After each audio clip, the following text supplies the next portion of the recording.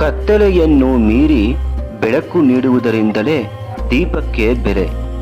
ಕಷ್ಟಗಳನ್ನು ಮೀರಿ ಬೆಳೆದು ನಿಂತಾಗಲೇ ಬದುಕಿಗೊಂದು ಬೆಲೆ. ಪ್ರತಿಯೊಬ್ಬರಿಗೂ ಎಲ್ಲವನ್ನೂ ವಿವರಿಸಲು ಹೋಗಬೇಡ. ಕೆಲವರು ತಮಗೇನು ಬೇಕು ಅದನ್ನು ಮಾತ್ರ ಕೇಳಿಸಿಕೊಳ್ಳುತ್ತಾರೆ.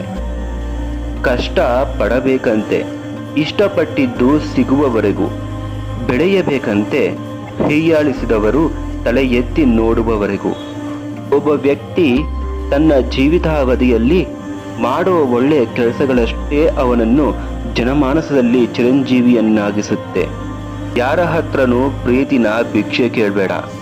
ಬಂಧುಗಳ ಹತ್ತಿರ ನಿನ್ನ ಕಷ್ಟಗಳನ್ನು ಹಂಚಿಕೊಳ್ಳಬೇಡ. ತಟ್ಟೆಗೆ ಹಾಕಿಕೊಂಡ ಅನ್ನ ಬಿಡಬೇಡ. ಜನ್ಮ ಕೊಟ್ಟೋರನ್ನ ಮರಿಬೇಡ. ಇನ್ನೊಬ್ಬರನ್ನ ನಂಬಿ ಬದುಕು ನಡೆಸಬೇಡ. ನಿನ್ನ ಜೊತೆ ಯಾರೇ ಇರಲಿ ಬಿಡ್ಲಿ, ಸಾಧನೆ ಮಾಡದೆ ಸಾಯಬೇಡ. ಆಸೆಗಳಿಗಾಗಿ ಬದುಕಬೇಡ, ಆದರ್ಶಕ್ಕಾಗಿ ಬದುಕು. ದೀರ್ಘವಾದ ಜೀವನ ಮುಖ್ಯವಲ್ಲ, ದಿವ್ಯವಾದ ಜೀವನವೇ ಮುಖ್ಯ.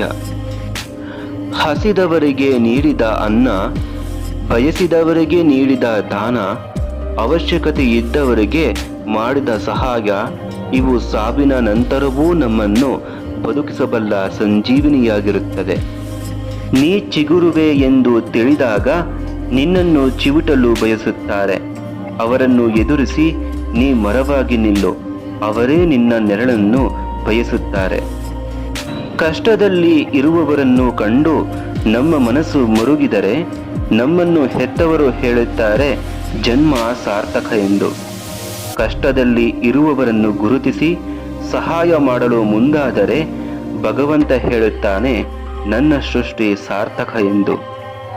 ಬಯಸಿದ್ದು ಸಿಗುವ ಯೋಗವಿಲ್ಲದಿದ್ದರೂ ಸಿಕ್ಕಿದ್ದನ್ನು ಉಳಿಸಿಕೊಳ್ಳುವ ಯೋಗ್ಯತೆಯನ್ನಾದರೂ ಗಳಿಸಿಕೊಳ್ಳಬೇಕು. ಪ್ರಯತ್ನ ಎಂಬುದು ಬೀಜದ ಹಾಗೆ, ಬಿತ್ತುತ್ತಲೇ ಇರಿ. ಚಿಗುರಿದರೆ ಮರವಾಗಲಿ, ಇಲ್ಲವೆಂದರೆ ಮಣ್ಣಿಗೆ ಗೊಬ್ಬರವಾಗಲಿ. ಹುಟ್ಟು ಹೇಳುತ್ತದೆ, ಕಣ್ಣು ಬಿಟ್ಟು ಜಗತ್ತು ನೋಡಿದಾಗ ನಾನು ಅಳುತ್ತಿದ್ದರೆ ನನ್ನವರು ನಗುತ್ತಿದ್ದರು. ಆದರೆ ಸಾವು ಹೇಳುತ್ತದೆ, ಕಣ್ಣು ಮುಚ್ಚಿ ಜಗತ್ತಿನಿಂದ ನಾನು ನಗುನಗುತ್ತಾ ಹೋಗಬೇಕಾದರೆ ನನ್ನವರು ಅಳುತ್ತಿದ್ದರು. ಇಷ್ಟೇ ಜೀವನ. ಜನರಿಗೆ ನಾವು ಬದಲಾದದ್ದು ಮಾತ್ರ ಬೇಗ ಕಾಣಿಸುತ್ತದೆ, ಆದರೆ ಅವರ ಯಾವ ಮಾತಿನಿಂದ ನಾವು ಬದಲಾದೆವು ಎನ್ನುವುದು ಮಾತ್ರ ತಿಳಿಯುವುದಿಲ್ಲ.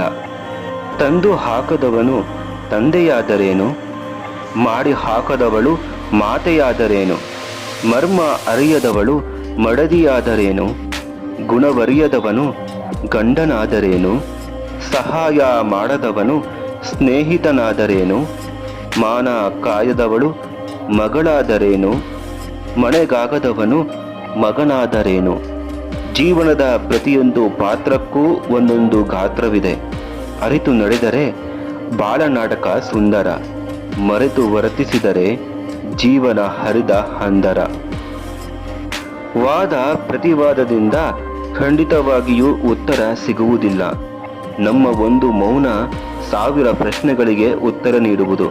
ಏಕೆಂದರೆ ಮೌನಕ್ಕಿರುವ ಬೆಲೆ ಮಾತಿಗಿಲ್ಲ.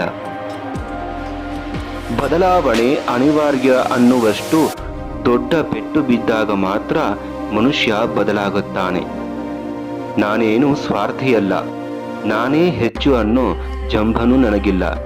ನನ್ನ ಅವಶ್ಯಕತೆ ಇಲ್ಲದ ಕೆಲವು ಜನಗಳಿಂದ ನಾನು ದೂರ ಇರ್ತೀನಿ ಅಷ್ಟೇ.